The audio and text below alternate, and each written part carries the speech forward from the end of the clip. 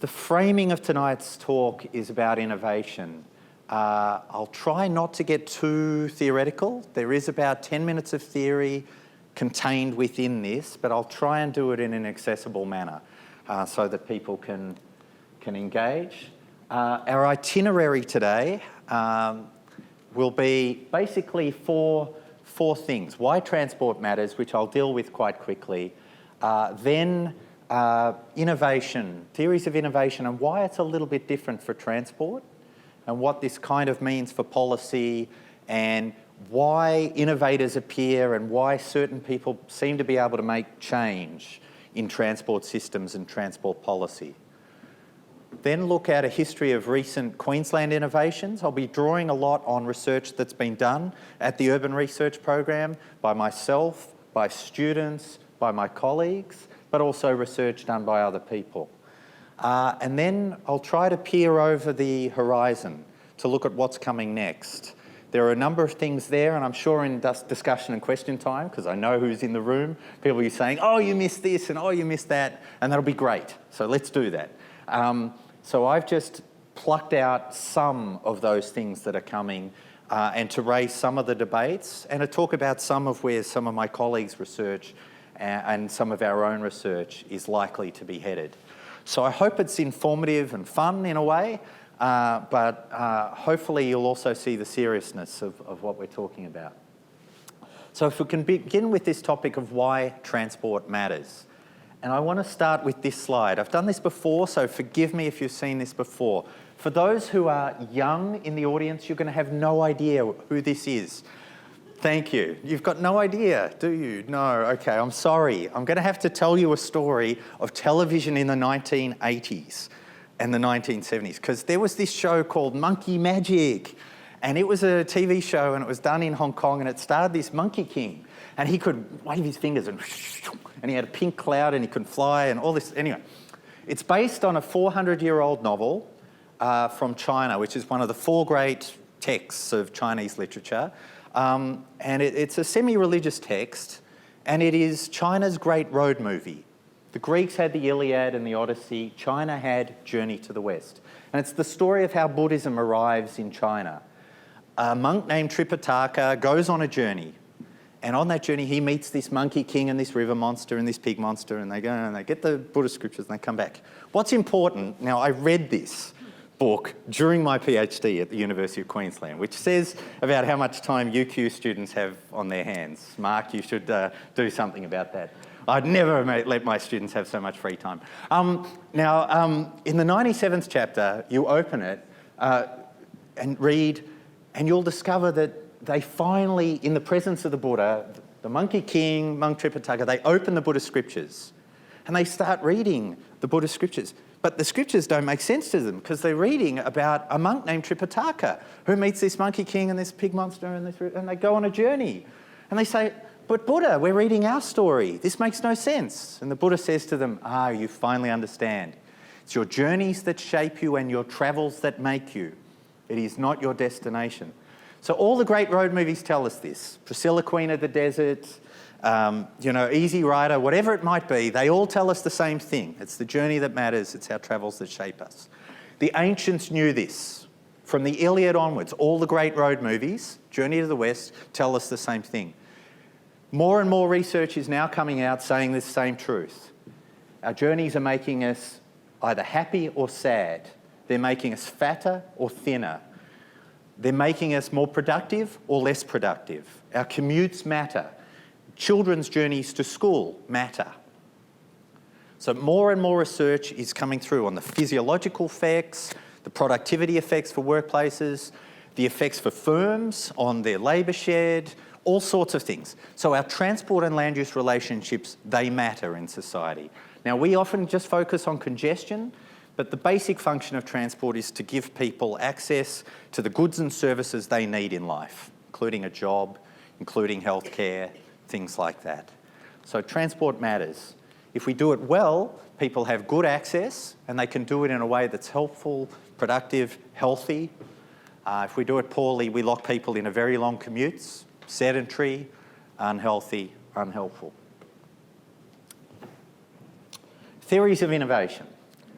So let me now move to some innovations. So Swatch and Mercedes-Benz got into a relationship and they said, we're going to make tiny little cars. This one's even smaller, but you'll see those smart cars out there. Giant failure. They've lost all their money. Other innovations, really don't take off. There are innovations in road signage that I think, we can leave behind. Slow children, the fast children that play, you don't have to worry about them. Others that really are unique. And in infrastructure, we have people who come up with some really weird and wonderful things. This is the infamous Chichester Magic Roundabout. There was a children's show in the UK called the Magic Roundabout. Some road designers, it went to their heads and they invented that. And if you can work out how you're meant to use that, you deserve a PhD from the University of Queensland. Or Griffith, sorry, Mark. Okay, so, okay. So, jokes aside, and this is this crazy Chinese notion that they're going to build buses that go over the top of traffic lanes. Some people seek to innovate in weird and wonderful ways. When we talk about innovation in transport, we're not just talking about technology, we're talking about systems and the policy that goes with those systems. So that's the first thing to note. I'm not just talking about technology. The theories of innovation tell us that when innovations work, they have these characteristics. They're technically feasible. You can do them. They will work. We can create magnetic levitating trains. You can ride them in Japan and in China and in Germany at this moment, although the German one has a capacity to fall off the track and kill everybody on board. But anyway, you can ride on a magnetic levitating train. These things are feasible. But are they cost effective? The answer is no, although the Japanese think they're going to make it cost effective. Something can have both those characteristics and still not be brought into operation because it's not socially acceptable. It's problematic. And in particular, there's a political lens that comes in here.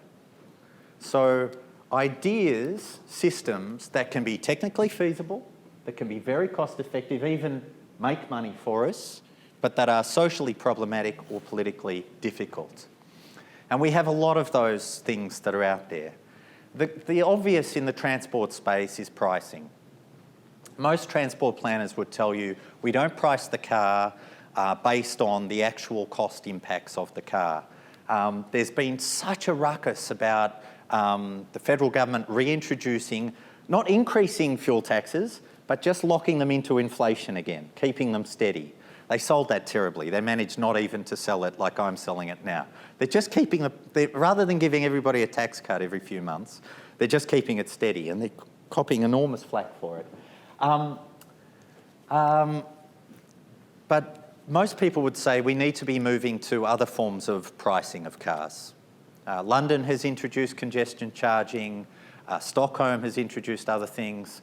For long distance travel, we should be looking at distance or mass-based pricing. If you cross the Japanese main island of Honshu on their motorways, a 2.5-hour trip I did recently cost me $30 in tolls. You can imagine the impacts of that on road investment possibilities in Australia. So people would talk about pricing in Australia and say we really underprice car travel and we're not claiming as much as we should out of drivers. There are problems with this. Now, if I go back again, socially problematic. You bring in road pricing, do you price the poor off? Do you create lack of opportunity for certain groups to get to the things they need in daily life? And my colleagues' work, Neil Sipe and Jago Dodson, looked at the spatial layout of that problem in the Australian settlement and found there's a big social problem because the people who are most reliant on cars for their commutes have more than one household car, so 2 or more cars, and are poor, all live in the outer suburbs and are locked into motoring. Australian cities struggle to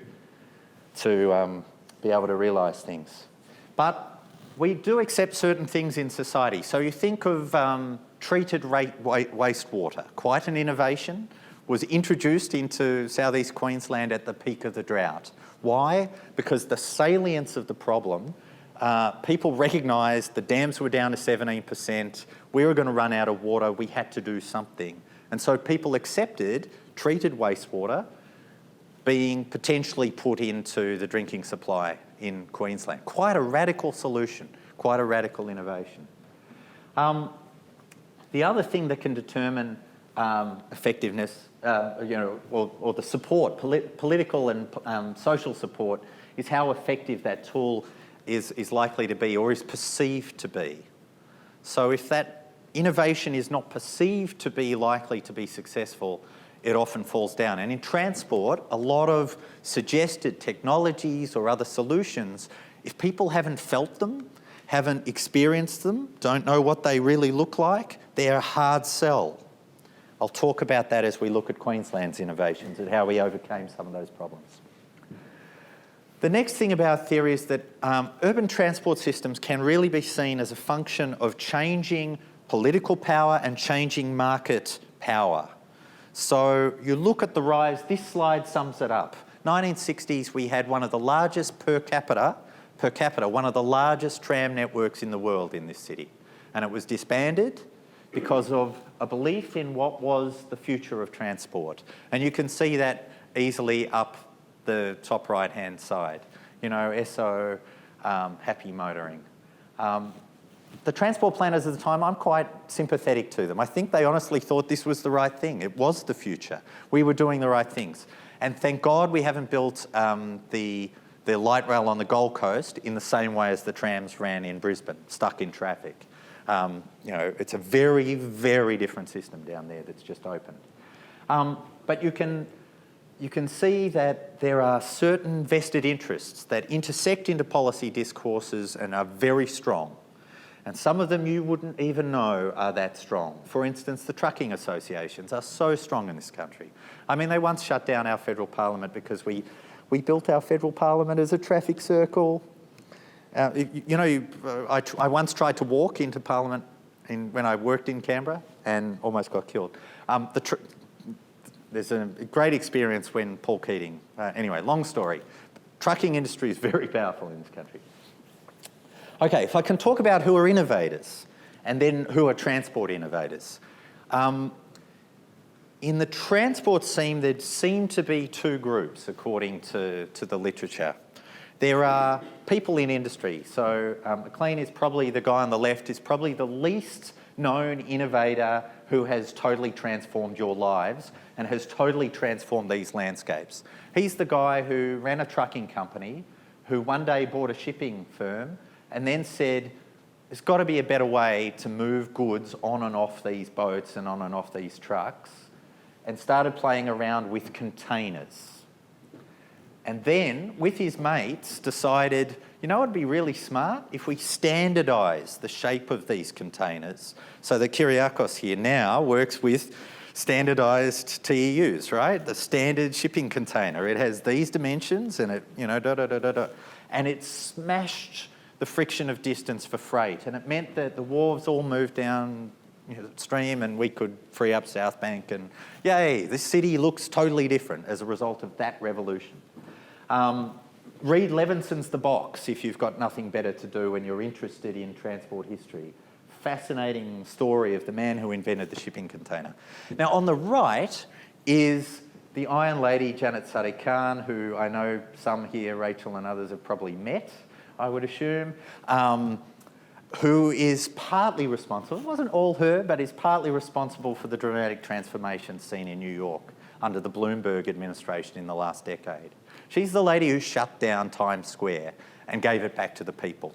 Crazy brave innovator.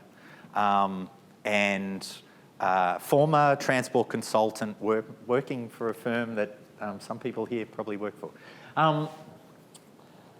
This is Times Square before and after. It used to be a traffic sewer. David Letterman famously went on his night show, the late night show, whatever it is, with a 5-minute rant about that evil woman who wanted to shut down the street that led to his theatre where he filmed the show, and how she was going to kill the city and how this would be the biggest disaster ever. Yay, Letterman. Didn't he get that wrong? They showed up one day. They did it all on the cheap. They started just dropping chairs sort of within an hour of blocking off the street, they started dropping chairs on the street, and people just started grabbing chairs and sitting down, and instantly the square was transformed, and it's never gone back. So innovators come from these sorts of groups, and they tend to have different characteristics, these people. So they tend to intersect and disrupt perceptions of what is possible and of the potential of a particular innovation. They're often good salespeople or demonstrators, able to do demonstration of what might be possible, convince people that something can work. They intersect also with the sanctioned discourse and often disrupt and affect the sanctioned discourse. Now, in this city, we can't talk about road pricing freely. You know, none of the bureaucrats here would freely be able to talk about road pricing in the public space. I mean, no. It's not part of the sanctioned discourse. Now, I can speak about that as a transport academic. I have a little bit more freedom. But, when people worked in Perth, you could talk about rail till the cows come home, but you could never talk about busways at one point. In Brisbane, you could talk about bus-based solutions and let's doing this, and light rail and other options were definitely not to be discussed. There's a sanctioned discourse at different points in time and different points in any transport agency, in any city.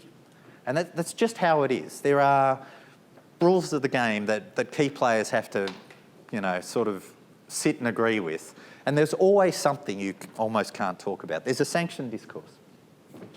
But I get to this issue, that many solutions are invisible to people. They don't grasp them, they don't know what it is. Either it's a new technology, or it's a new system, or a new policy. How would that work? So I'll explain that as we look at how Brisbane's been a bit brave. And Queensland has been brave at a number of times. And I think as a collection, many of our planners, our experts and professionals are actually pretty good people, willing to take a risk at key moments. And we've also had political entrepreneurs, champions who have been willing to grab an idea and seek to co-opt other people to their vision. Maybe for a naked sectoral interest, but and who have often achieved a pretty good outcome. So I want to talk about 4 key innovations, some that have been brilliant, some that have been mixed successes, and some that are the things that when I go around the world, people say to me, "Oh, you're from Brisbane. That's the city that has that." Now I tell you, they don't pull me up and say, "Oh, you're from Brisbane. You're the city with that great city train network." I don't get that. I can just tell you now, that's not what I hear. And we have problems with our city train network. I think some of our innovations have come about because we have let other things in our city rot, to be frank. And they are still running as 1970s, 1980s systems. And we have big problems. But anyway, let me move on. So I'll start off with the busways. So I have a PhD student, Michael Tanko, really smart kid. He won a little scholarship with us at Griffith. Now he's won a PhD scholarship with us on the basis of his honours research. He interviewed sort of almost everyone that mattered regarding the decision to introduce buses into Queensland. There was one person we couldn't get who was unwilling to be interviewed. Who was a significant political actor. But aside from that, we had everybody else. You may not know this, but busways around the world look very different to our busway. Busways around the world, most of them stop at traffic lights where the cars line up. So if you're in the major busway cities that are known in the literature, Bogota in Colombia, Curitiba in Brazil, where Australia just played a soccer match, famously lost, you'll see a bus system that is not as segregated from cars as ours is. So we had a political situation with the Koala Freeway. Many people don't know that the Koala Freeway's real name was the South Coast Motorway because the protest against the South Coast Motorway was so successful, it took on the name of the Koala Freeway. And when when Goss lost power in the Mundingburra by-election, a decision was taken by the incoming Bullrich government that we weren't going to build that motorway, whatever we do, we'll do something else. We're going to widen the existing motorway between the Gold Coast and Brisbane to 4 lanes. And okay, up to the gateway it'll be 4 lanes of car traffic. We don't quite know what we'll do in the inner city. And there were some political actors who seemed to think it would be a good idea to widen that freeway to 4 lanes. Maureen Hayes, after speaking to a couple of experts here, was tapped on the shoulder and said, you should go have a look at a system in Ottawa, a busway. So she went over, took a bit of a delegation, came back, and then worked vociferously to co-opt people to a vision to build a busway. Transport Minister at the time had no idea what a busway was. They had to show him video, and then a PowerPoint had just been invented. And our informants in the interview said PowerPoint was really important in convincing then Minister Vaughan Johnson to proceed with a project that he had very little idea about at the start.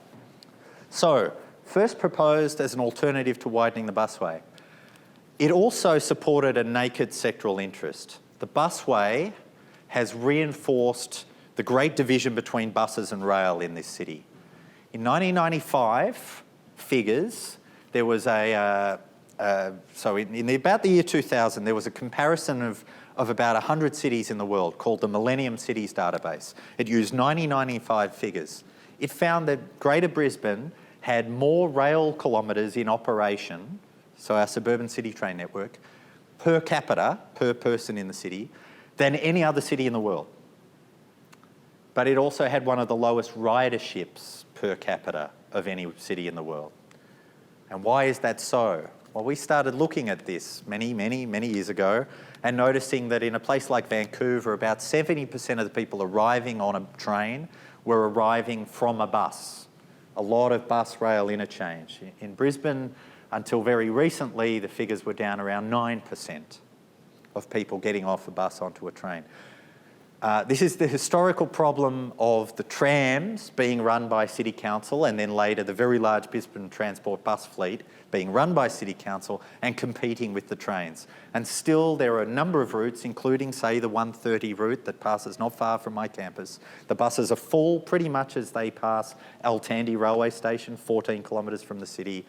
And it's almost, it's difficult to transfer at that point. And but they then parallel each other all the way into the city. And if it was Vancouver or Toronto or Zurich, that bus would stop at that location. There'd be an interchange and we'd be making use of our city train network. So there were people like Paul Mees who argued the busway was not needed in this city. And they had a point. However, that said, the busway has been spectacularly successful.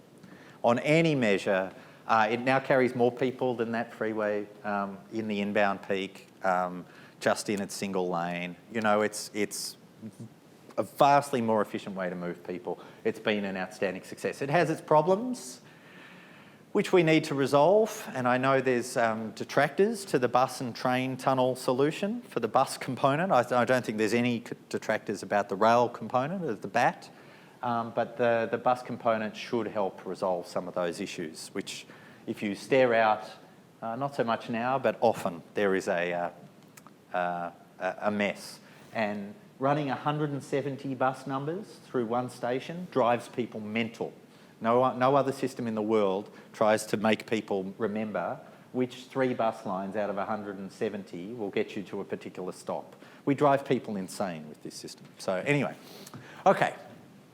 The key thing about the busway success is that in a review of key busways done in the late end of last decade by Hoffman, one of the better reviews that's been done, he just praises the system.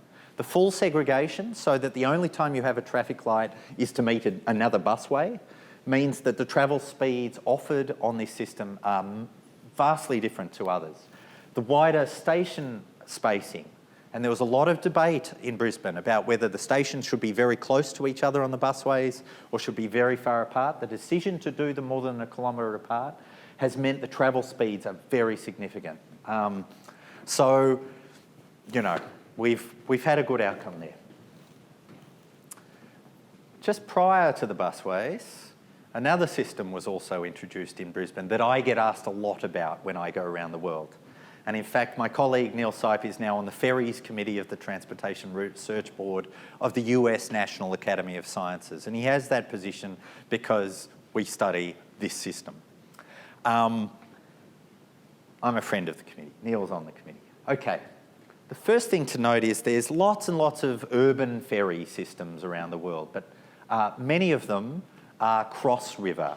There are some historical linear systems that run like a bus down a corridor, going perhaps from side to side on the shoreline, but that run down a river, or the Grand Canal in Venice, the Chao Phraya Express in Bangkok. There are some systems that do this, but in most cities in the world, there are simple cross-shore ferry systems that work. So most of Sydney's ferries work in that way, are pretty much cross, the Manly ferry, across the other side of the harbour and back. Brisbane really went for it with a very long bus-like system. Build some very light pontoons that don't cost very much, pay for some expensive vehicles, but then have no infrastructure for the river itself. Ferries are very light and clean to build. There's very little infrastructure cost. We used new technologies that certainly have been trialled. The Parramatta River Cat had just opened in Sydney, so we could see that these river ferries could work. They were low wash, they were fast, they could run 25 knots, they could have a lot of people. The dwell time wasn't too long at a station, and you could set up a system. Now, at the time, we were trying to get people to live in New Farm. We were trying to, boost this urban renewal. There were riverwalk strategies, and there were other things trying to refocus Brisbane onto the river. And getting people onto these new ferries was seen as part of this. We haven't done the research yet to find out totally why this happened. Michael's PhD will be replicating his work on the buses to look at the ferries. But undoubtedly, quite an innovation has happened. And I say that quite an innovation because we are seeing that system being photocopied around the world. The East River New York ferry, delegations came, looked at our system and have borrowed from us. Their vehicle sits 149 passengers. This takes 149 passengers. That vehicle runs at 25 knots. Our vehicle runs at 25 knots. The Thames River bus down here looks like a CityCat, has almost as many passengers as the new generation CityCat, runs an almost identical operating hours and operating structure as the CityCat, and gets almost identical passenger numbers per year as the CityCat. Right? And that was a blatant photocopy. Earlier this year, a delegation of 15 delegates from Abu Dhabi came here to look at one transport project. That. There's a system that's now open in Gothenburg where they are doing, many of you may have heard of transit-oriented development, where we build housing wrapped around rail stations or busway stations.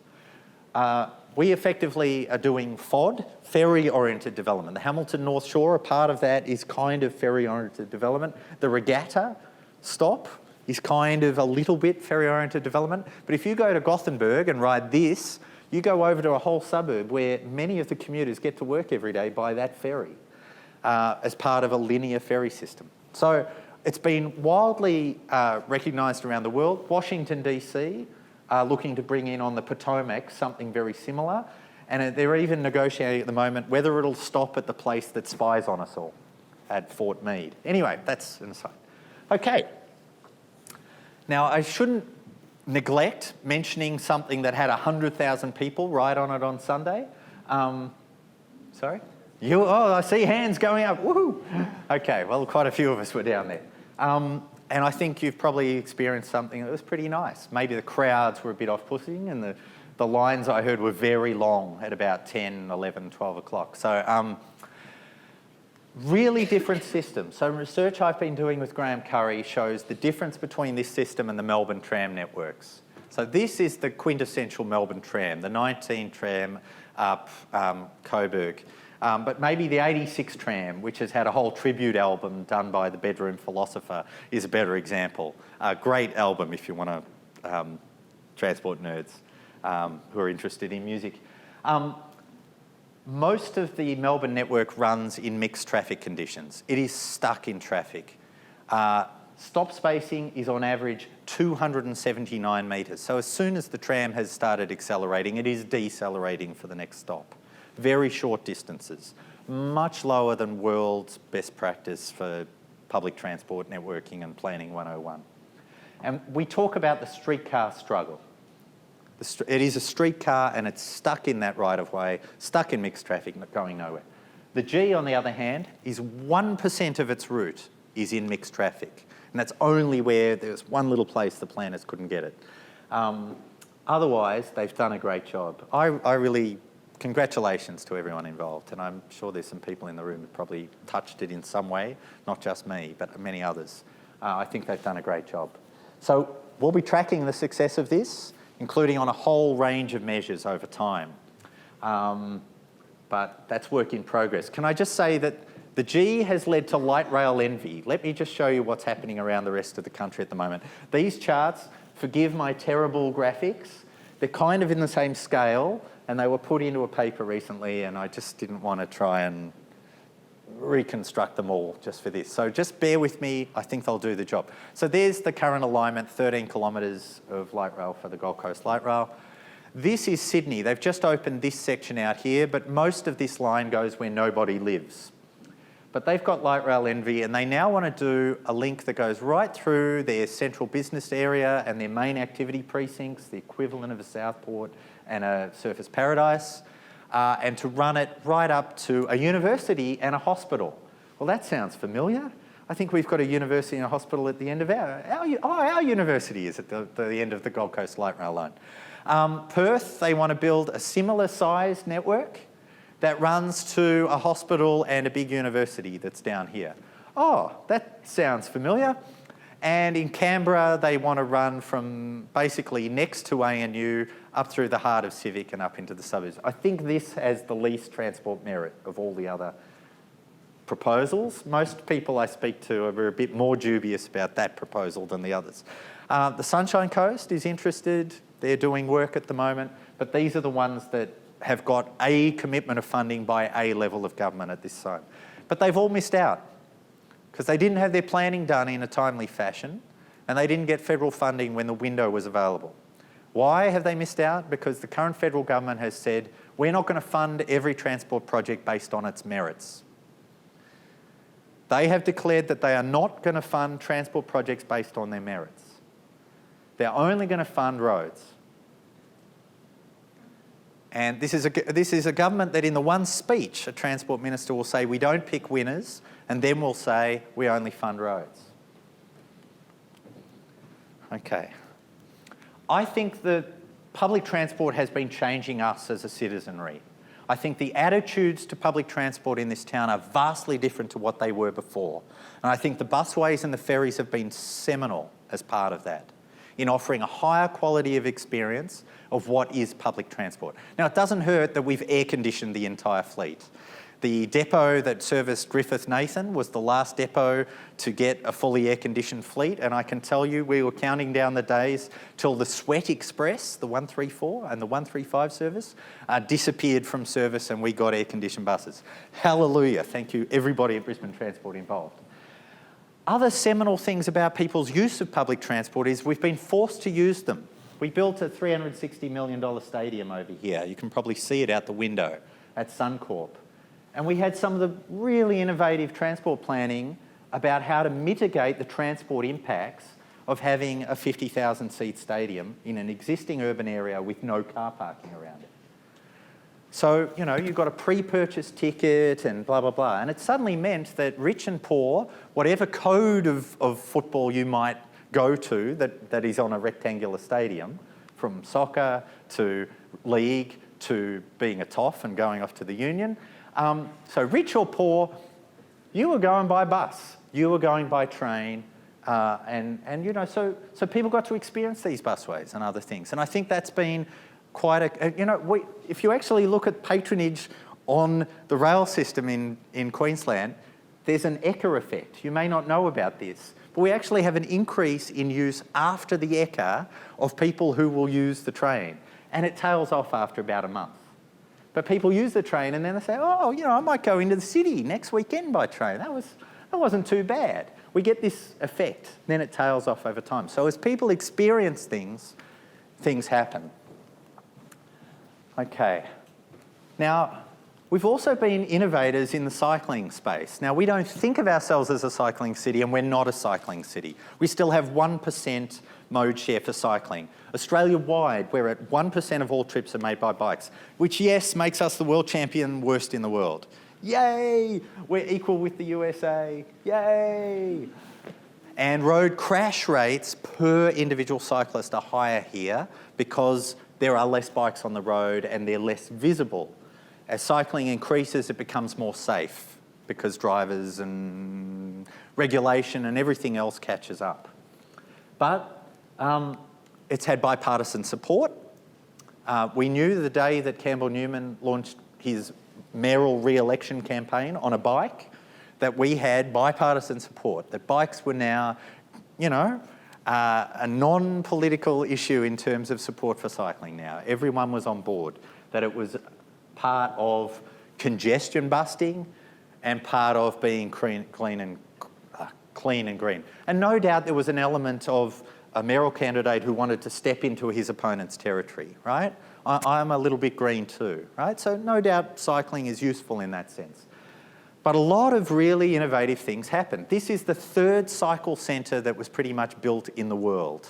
A cycle centre is a user-pays facility for people to come and park their bike and then shower, clean up, you know, shave, put their dry cleaning in to get done and their laundry to get done, you know, so their shirts are nice and crisp and their suits ready to go. Have a fresh towel here.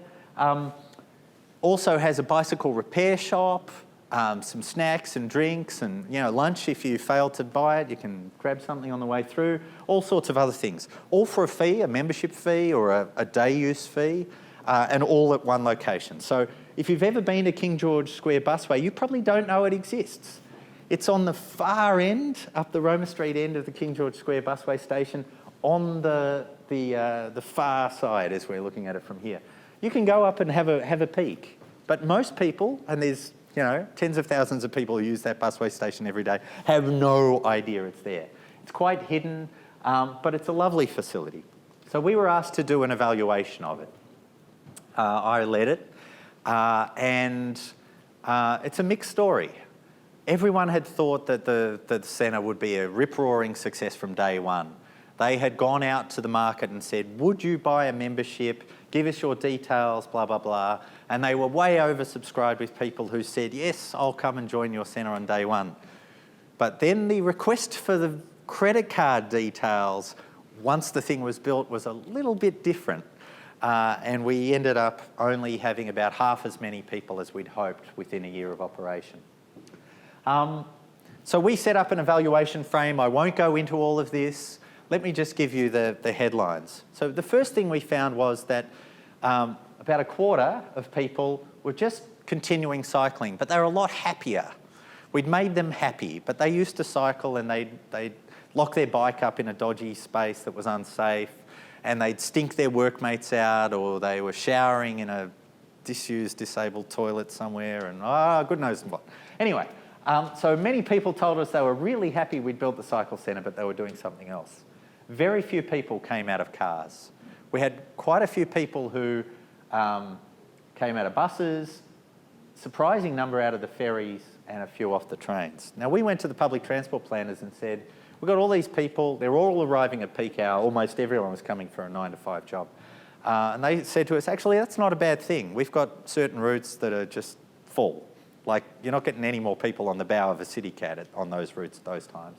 So that's not a bad thing, because that's just freed up a spot for someone else. Okay, but it wasn't quite what we'd thought. So we started looking at it, okay, we're facilitating these people to come into town. We're effectively, by building that centre, and it was our taxes and rate money that paid for that, we're subsidising these people to get into town. Is that a good thing? Well, let's compare it to the bus and train subsidies. So we took the cost of what it cost, annualised it over 20 minutes, over 20 years, sorry, 20 minutes. And we came out with a similar figure to the bus subsidy, so we weren't too upset with that. We thought that was not bad. But quite an innovative attempt at encouraging an uptake in cycling. I actually think the centre was crawled by other innovative changes. We started legislating that every single new build or retrofit in the city had to put in bike parking and lockers. The Green Star rating systems came on board saying you get lots of points if you put in green cycle parking and showers and lockers and everything. And suddenly half the buildings in Brisbane started being retrofitted with bike parking and other things, which cannibalised the market for the user pays facility. But what a good problem to have, okay? So, you know, cycling has gone full in this city as we've invested. And we've done other things that people said would never work. When I first arrived in Brisbane with other people in this room, I think I was campaigning for a certain bridge called the Goodwill Bridge. And many people told us it would never work. And one of those people, I arranged for a meeting. We had to go to a meeting at QT. I arranged for him to meet me at the coffee cart on the top. Just to, and when I was sipping, he's like, wow, this thing services a coffee cart. Yeah, there's that many people. Yeah, anyway. Okay, this is what the story of cycling in Brisbane. I'll speed up. So, 1986, basically no one is cycling to work anywhere in this city. And there are no segregated protected bike paths in this city at that time. We built the Bicentennial Bike Path, actually opened in 1987, don't tell anyone, but we named it the Bicentennial Bike Path, which happened in 1988 for the younger members of the audience. And suddenly we have to invent new colours on the map because we have a modest number of people starting to cycle to work from a few locations. We started building more of the network, the bike path to Griffith University, for instance, and wow, we suddenly get more people who are cycling to work in the city centre. So this is only people who are working in the city centre and their cycle mode share. And suddenly by 2001, wow, we're getting, you know, better. Now we're inventing new colours in 2006, and now we've got the start of a network, and it's still only the start of a network. Look at that. Look at the missing gaps everywhere. And look at the north side where those gaps are most apparent. Build it and they will come. So where we've been willing to do it with cycling, it has happened. The other great success story I want to talk about is a part of something that's not part of the sanctioned discourse these days. I'm not allowed to use the word travel smart if I work in state government these days, because, you know, that's a bit anathema, right? That was social engineering and da-da-da-da, you know, anyway. And some of those projects did have problems, and we had a bad evaluation for the Brisbane South Neighbourhoods program. But in general, the active travel promotions done in Queensland are light years ahead of practice, particularly in North America. I'm just aghast when I go to the Transportation Research Board conference and sit in the Safe Routes to School session about travel programs for kids at schools. And it's like being in the 1980s in America. And I'm like, you should see what we do in Queensland, and especially in Brisbane. So active school travel, I want to focus on this. So we've been doing two projects, the Catch and iMatch projects on children's travel. And the iMatch project, supported by Transport and Main Roads and by Queensland Health, has been looking at children's independent mobility and schools that have and have not had school travel behaviour interventions. But as part of that, we've been looking at the broader data on children's travel and keeping a track on that. And there is some really good news, and we should be trumpeting it from the universe, you know, like... Two key programs are at work in Queensland. Within Brisbane City, the Active School Travel team, commendations, they run on the smell of an oily rag, and they are delivering great things. Great things. And there's a small project that's running only in 4 council areas, Ipswich, Gold Coast, etc. The Healthy Active School Travel team out of TMR, great people doing great things. Let me tell you about some of their innovations, right? So the current zeitgeist in transport, well, in everything, is apps and games. Can we gamify things? Can we get people interested in things by creating little games? And in Singapore, they're trialling this on toll roads at the moment. Can we get people to actually get out of the peak hour by playing little incentive games where they get little incentives and then they can do a prize draw and maybe they'll win a cup of coffee? But people get right into this, it's like crazy. But, we've been doing this with kids in Brisbane for decades now, playing little games and getting them into teams and, which class is going to change their behaviour the most and little rewards and blah, blah, blah, blah, blah. We've been doing this for ages.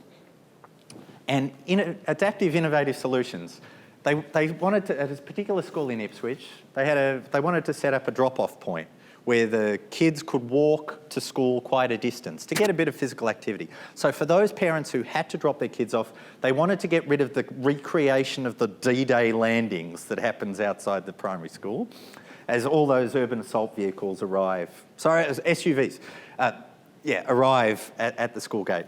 So how could they attract the parents to that spot? They decided to hire a coffee cart to come to that location at the park. Wildly successful. And what it's created is a corridor where kids can walk freely. And often parents just walk down now and and other kids are just walking safely, and because there's so many kids walking that corridor, there's eyes on the street, it's a safe thing to do. Really good stuff. Now, it is really rare for small projects with no money running in just a handful of schools every year to totally change the game. But they did here. We had this massive decline in people walking, cycling and riding bikes and using public transport, and a massive increase in car passenger trips by kids. This is Household Travel Survey for the whole city. This is not just looking at schools. This is the whole city as a whole. And in only a few years, at the very time that these projects started really ramping up in places like Pine Rivers, Brisbane City, etc., we saw a very steep change in the game. Now, if you could go around the world and say, we're going to change school travel by 10% for next to no money, I can imagine people would be going, wow, could you do that for me? Consultants, take note. Take note. We should be selling this. We should be selling this. Anyway, okay. Another thing that's been happening is peak car, and it would be remiss of me not to mention this. In combination, average Brisbaneites are travelling less, and they're especially travelling less by car. Young people are getting their licences later. There's been changes in the economy with e-tailing, buying things over the internet rather than going to the shops, etc., etc. All sorts of things have happened, but it happened before the economic slowdown, these changes, the start of these changes. So it's not just the slowing economy, it's something else. And it's happening all over the world, and wow, it's a very, very interesting phenomenon. And long may it continue, as long as people are happy and healthy. Okay, 5 minutes, what might be coming next? The first thing to note is there's going to be a set of changes to the car. Most of you are probably aware of the Google car already. So cars are becoming electrified. We're getting rid of the old petrol engines, diesel engines. Electric engines are coming in. This has big implications. How do you charge them? How are we going to spatially arrange that in the city? And what do we do when fuel excise is one of our main sources of transport paying for itself? Because we're wiping that out. Already fuel-efficient vehicles have been wiping it out, and the fact that we got rid of indexation. And we're $5 billion a year in the hole for transport compared to what we used to be. Transport used to be a net provider to government of funds. We're now a net taker. We're taking money away from hospitals and schools. It's a big problem. They're becoming more autonomous. There's a slow bleed of automation. So already we have adaptive cruise control that keeps vehicles, safely behind each other. And they're becoming collectivised.